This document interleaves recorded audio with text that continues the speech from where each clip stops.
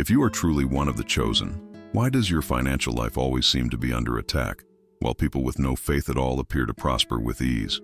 Why is it that those who don't pray, who don't seek God, who don't even acknowledge Him, often seem to walk in abundance, while those who kneel in prayer, who give generously, who trust the Lord with their whole hearts, wake up every morning still fighting to make ends meet? You know the feeling. The stack of unpaid bills sitting on your kitchen table, the long nights staring at the ceiling, replaying the same question over and over in your mind. God, why me? The job applications that never lead to a call back, the doors that slam shut just when you thought they would open, the hollow pit in your stomach when you realize you've worked harder than ever, prayed stronger than ever, and yet the breakthrough still hasn't come. It is enough to make anyone question their calling. Enough to make even the most faithful believer whisper in the silence, "Did you forget about me, Lord? Did I do something wrong?" But here is the truth that nobody tells you. It is not bad luck, and it is not punishment. These financial struggles are not proof of God's absence. They are the evidence that you have been set apart for something far greater. They are the mark of the chosen ones. The Bible is full of men and women who were handpicked by God and yet walked through seasons of lack, loss, and rejection. Joseph, betrayed by his own brothers, sold into slavery, thrown into prison. From the outside, it looked like failure. But in the unseen realm, God was setting the stage for Joseph to rise to the palace and save nations. David, anointed as king, but spending years in hiding, running from Saul, with nothing to his name but a slingshot and a promise. The Israelites, God's chosen people, wandering through the wilderness, living on manna day by day, while the promised land still seemed far away. These are not just old stories. They are prophetic patterns. They show us that the chosen ones, those who carry divine purpose, will always be tested in the fire. Financial struggles are part of that fire. Spiritual warfare often manifests in your bank account, your workplace, your daily bread. Because the enemy knows that if you, a chosen one, were suddenly handed abundance, you would use it to bless others, to build God's kingdom, to break chains of generational poverty. So he fights to keep you small. He fights to wear you down. He fights to convince you that you are abandoned. But hear this, you are not abandoned. Jehovah Jireh, the God who provides, has never left you. He is still the one who rained down manna from heaven, who multiplied 5 loaves and 2 fish, who filled the widow's jar with oil until it overflowed. If he sustained his people then, he will sustain you now. Your sleepless nights, your tears, your whispered prayers are not wasted. They are the soil where faith is planted. They are the training ground where endurance is forged. They are the evidence that you are chosen, that you are being prepared for something greater than the world could ever offer. So when you look at your bank account and see little, do not mistake it for emptiness. When doors close in your face, do not mistake it for rejection. When the weight feels unbearable, do not mistake it for defeat. This is not the end of your story. This is the middle of the process, the shaping, the refining, the spiritual warfare that proves your significance. Stay with me, because what comes next will open your eyes to the deeper truth hidden behind every financial battle you face. Before we dive into this revelation, make sure you subscribe to the channel, turn on the notification bell, and write in the comments, "I am chosen."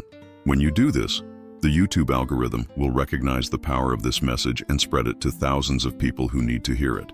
You see, the hidden truth behind financial struggles is not that God has abandoned you, but that He has marked you for something eternal. This is where many people get it wrong. They look at their bills piling up, at their paycheck barely stretching to cover the basics, and they assume God must be angry or absent. They compare themselves to people who seem to have it all. Those who don't even acknowledge God, yet drive new cars, live in luxury homes, and post smiling photos of their vacations. And the question burns in the heart, "Lord, if I am chosen, why does it look like they are blessed and I am forgotten?" But let me reveal the truth that religion and culture often hide. Chosen ones do not suffer because they are cursed. They suffer because heaven has placed a mark on them, a mark that sets them apart for a purpose beyond what money can measure. Financial struggle is not the end. It is the training ground of heaven. It is where your faith is tested, where your motives are refined, where your trust is anchored not in riches but in Jehovah Jireh, the God who provides. Think of Joseph. He was not just a dreamer. He was a young man with a destiny written before he was even born. Yet what was his reality? sold by his own brothers for silver, betrayed by blood, treated as worthless in the eyes of men, stripped of position, stripped of inheritance, stripped of dignity. Financially, he was broken. He had nothing. From the outside, his story looked like tragedy, a chosen one abandoned, a man with a calling forgotten in the darkness of a pit. But heaven was writing something else. What looked like poverty was actually the blueprint of promotion. What looked like destruction was actually the soil of destiny. Joseph's years in slavery and prison were not wasted years. They were the very years that built his resilience, sharpened his wisdom, and humbled his heart. Had Joseph gone straight from being the favorite son to the throne of Egypt, he would have lacked the depth, the compassion, and the strength to steward such power. His struggle was not God's rejection, it was God's preparation. And that is the same for you. Your lack is not proof that you are forgotten. Your sleepless nights are not evidence that you are abandoned. They are the chisels in the hand of a master sculptor, carving you into someone who can carry the weight of eternal purpose. When you whisper in the dark, "Why me, Lord?" the answer is whispered back, "Because I chose you, and I am building you." That is why your struggle feels heavier than most. That is why your process feels longer. Because the greater the calling, the greater the preparation. Let this be the shock that becomes revelation. Your financial struggle is not punishment. It is proof. Proof that heaven sees you as trustworthy enough to be tested. Proof that your destiny is bigger than comfort. Proof that God is building in you something that cannot be shaken by money, economy, or circumstance. When the world looks at you and says, "They are broke," heaven looks at you and declares, "You are being built." So when the weight of unpaid bills makes your chest tighten, when rejection letters steal your confidence, when every step forward feels like 10 steps back, remember this one truth: your struggle is not the end. It is the training ground of heaven. You are not bankrupt. You are being edified. Every closed door, every season of lack, every battle in your finances is a sign that you are chosen, set apart, refined for something eternal. And just like Joseph, who went from the pit to the palace, you too are in a process that may not make sense today, but it will one day testify of God's faithfulness. Stay with me, because what comes next will uncover why these struggles go beyond your bank account. They are evidence of a much deeper war raging in the unseen, a spiritual battle that only the chosen can endure. What you must understand is this: your financial struggles are not random, and they are not coincidence. They are the evidence of an invisible war raging over your life. The chosen ones are marked, and because you are marked, the enemy sees you as a threat. He knows the potential you carry. He knows that if resources ever flow into your hands, you will use them to break chains, to bless generations, to fund the work of the kingdom, to lift others out of darkness. That is why the battlefield of your life often shows itself in your finances. It is not simply about money. It is about silencing your destiny before it ever reaches its full voice. Ephesians 6:12 declares it clearly, "For we wrestle not against flesh and blood, but against principalities, against powers, against the rulers of the darkness of this world, against spiritual wickedness in high places." This means your struggle is not with a boss who underpays you, or with an economy that seems unstable, or with opportunities that never seem to open. The true battle is spiritual. You are not being attacked because you are weak. You are being attacked because you are strong, because you are chosen, because you are dangerous to the kingdom of darkness. Picture it like a siege. In ancient times, when an enemy army wanted to weaken a city, they did not always strike directly. Instead, they would surround the city walls, cutting off the food, the water, the resources. Slowly, they would try to starve the people into surrender. That is exactly how the enemy tries to wage war against you. He surrounds your finances, blocks opportunities, throws obstacles in your path, hoping that lack will drain your faith and break your spirit. He knows that if he can keep you struggling to survive, you will feel too exhausted to rise up and walk in your calling. But hear this truth: if hell has risen against you, it is only because heaven has already declared your victory. The attack itself is proof of your greatness. Nobody wastes arrows on a soldier who poses no threat. Nobody builds walls to guard an empty field. The very intensity of your battle is the evidence that you are carrying something precious. The chosen ones are not attacked because they are ordinary. They are attacked because they are extraordinary. Think about it. When the enemy sees you sowing seeds of prayer in the midnight hours, he panics. When he sees you declaring Jehovah Jireh as your provider, even with bills stacked on the table, he trembles. When he sees that you still give, still serve, still believe, even when your pockets are empty, he knows he cannot stop you. He can only try to slow you down. That is why the battlefield of your finances feels relentless. Because every step you take forward is not just about your future.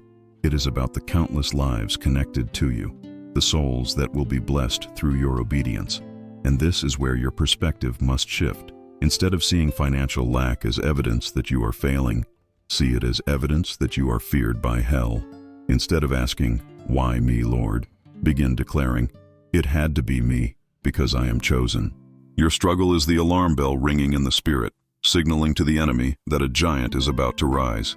Now let me challenge you directly. If this word is resonating in your spirit, I want you to write in the comments right now, "The attack is proof of my greatness." Declare it publicly, seal it with faith.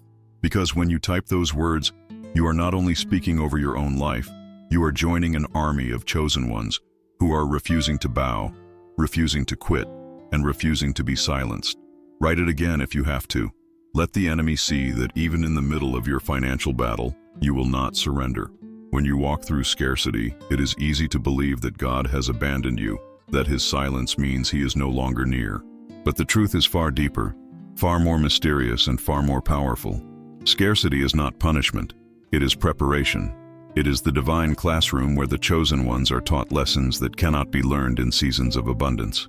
God uses lack as a holy instrument, a chisel in the hand of the master, shaping your heart, refining your character, and reminding you that every breath, every provision, every breakthrough comes not from your own hand, but from Jehovah Jireh, the God who provides. Think of gold. On the surface it looks valuable, but until it is placed in the fire, its impurities remain hidden. Only in the flames are the flaws revealed, and only through the fire is it purified into something radiant. The chosen ones are God's gold, and the fire of financial struggles is not meant to destroy you. It is meant to refine you until what remains is unshakable faith, humility that cannot be corrupted, and a dependence so radical on God that nothing in this world can move you. Your lack is not evidence of his absence. It is evidence that he is preparing you for a purpose greater than you can see. Or picture the potter with his clay. The vessel does not understand the pressure, the spinning wheel, the shaping hands that seem to crush and press on every side. But the potter knows the end result. He sees not just the lump of clay, but the vessel that will hold living water. Your financial scarcity is the wheel.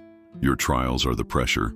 And God's hands are shaping you into someone who can carry his glory without breaking under its weight. You are not being crushed to be discarded. You are being formed to be filled. This is why the silence of God in your struggle is not a sign that he has turned his face from you. The silence of God is strategy. When the teacher is silent during the test, it is not because he has left the room. It is because he is watching to see if you have learned to trust him, even when you cannot hear him. Scarcity teaches you to listen with your spirit, to lean not on your own understanding, but to acknowledge him in all your ways. And when you do, he directs your path, even when your wallet feels empty. Do not mistake this refining season for rejection. The chosen ones are trained in ways that the world cannot understand. While others rely on the security of wealth, God strips his chosen of false crutches, so they learn to walk by faith and not by sight. While others boast in their abundance, God allows his children to taste lack, so they will boast only in his power. This is how he protects you from pride, how he saves you from the trap of self-sufficiency. Scarcity is the furnace where humility is born, where gratitude is forged, and where your faith becomes unshakable. And here is the revelation. God does not use scarcity to destroy you, but to prepare you. He does not allow lack to weaken you, but to strengthen you. Every closed door, every empty bank account, every sleepless night wondering how the bills will be paid is a tool in his hands, drawing you closer, stripping away illusions, and teaching you to trust that he alone is your source. When he provides, you will know without a shadow of doubt that it was him, not luck, not coincidence, not your own strength, and that knowledge will anchor you for the rest of your life. Now let me invite you to declare this truth over your own journey. If you feel that this word is for you, if you recognize that your season of scarcity has been shaping your spirit, then I want you to write it right now in the comments. I am not broke, I am being refined. Declare it with boldness, because every time you type it, You are agreeing with heaven's perspective. You are not faltering. You are being forged. You are not abandoned. You are being aligned. And when your refinement is complete, you will shine like pure gold in the hands of the one who called you.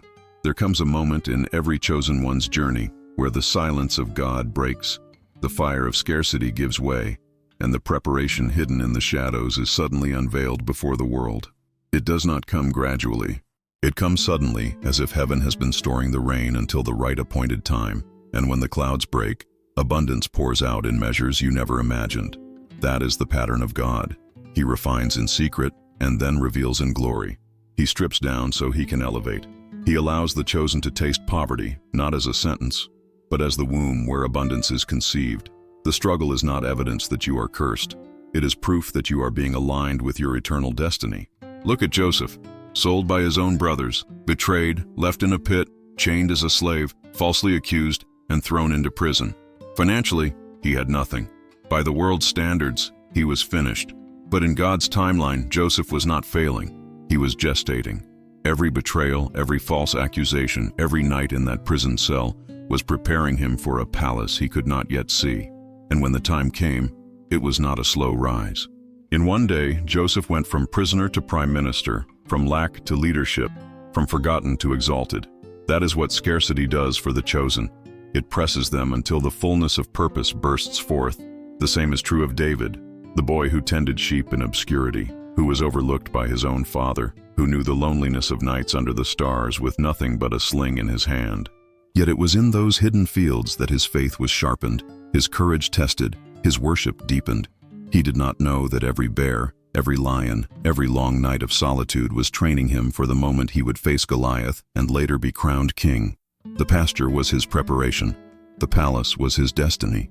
Scarcity was the tool God used to strip away pride and self-reliance so that David would know that victory belonged to the Lord alone. This is the hidden truth of your struggle. You think you are just surviving paycheck to paycheck, wondering if the bills will ever stop piling up. But in reality, heaven is building a warrior. The poverty you endure is not the end of your story. It is the womb that carries your abundance. The delay is not denial. It is divine timing. God has been aligning you with people, opportunities, and moments that you cannot yet see. But when it comes, it will feel like everything you suffered was pushing you to this exact place. The financial struggles you endure are the birthing pains of your mission. The fight is the furnace where your calling is forged. And here is the revelation. Your lack is not bad luck. It is God aligning you with eternal destiny. The fact that the warfare against your finances has been so intense is the clearest sign that the enemy is terrified of what you will do when you are finally released into abundance. Scarcity is the soil where your future harvest is planted, and when the season shifts, it will be sudden, undeniable, and overflowing. What you thought was punishment is actually promotion in disguise. So I ask you now, if this word spoke to your spirit, declare it boldly below. Write in the comments, "I am chosen, and I will overcome." Every time you write it, you are declaring to your own heart, to the enemy, and to heaven itself that you know who you are, and you know whose you are. You are not a victim of circumstances. You are a chosen vessel being prepared for sudden abundance. And let me leave you with this. Today you understood why chosen ones face so many financial struggles. But in the next video, I'm going to reveal the hidden signs that your financial breakthrough is near. You cannot afford to miss it, because what you are about to learn may confirm everything your heart has been waiting for. Now it's your turn. Subscribe to the channel, give this video a like, and share it with someone who desperately needs this word. And write in the comments the phrase, "My scarcity is preparation for my abundance." Do not leave without watching the next video that is already on the screen. It may be the very answer you have been praying for.